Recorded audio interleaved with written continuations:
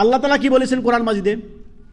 বিদাতপন্থীরা আপনার বিদাত করে অনেক কষ্ট করে করে না, অনেক কষ্ট করে। এই জন্যই আল্লাহ তাআলা কোরআন মাজিদে বলেছেন আমিলাতুন নাসিবা তাসলা নারান হামিয়া। আল্লাহু আকবার।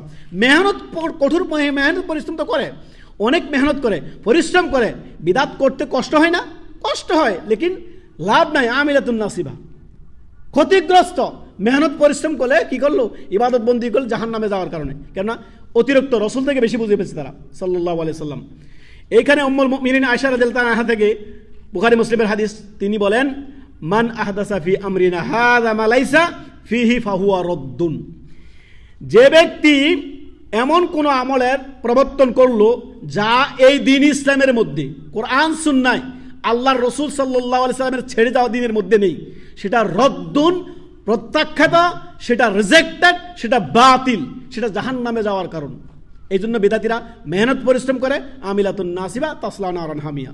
এত মেহনত পরিশ্রম করে শেষ পর্যন্ত জাহান্নামের রাস্তা ধরে নিল। অতএব সতর্ক, সাবধান।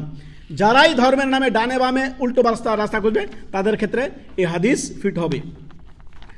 তারপর পরে হাদিস যেটি হচ্ছে আপনার এই হাদিসেরই একটি অংশ, উম্মুল মুমিনিন বলেন মান আমিলা আমালান লাইসা আলাইহি আমরুনা ফাহুয়া রাদ্দুন।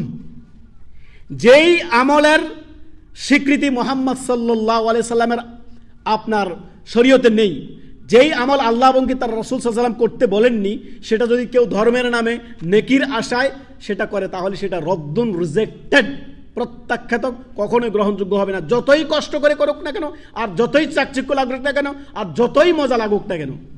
আমিলাতুন নাসিবা, মানে ক্ষতিগ্রস্ত।